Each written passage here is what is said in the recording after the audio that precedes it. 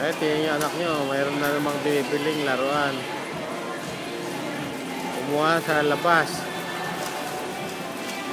Ayun na, pang boy daw yun eh. Kasi pinakita yung drawing, may boy na nakasombrero. Ay kaya sabi pang girls daw eh. Ay, tingnan ko nga pang boy, tingnan ko nga. Asan pa boy dyan? Tingnan ko nga. Boy ba yan? Tingnan nga, lapit mo rin eh. Papakita natin sa daddy. Ayan na, pang boy daw. Ayan na, pang boy.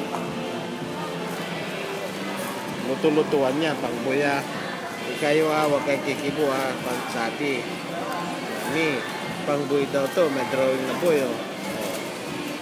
Luto-lutuan yan.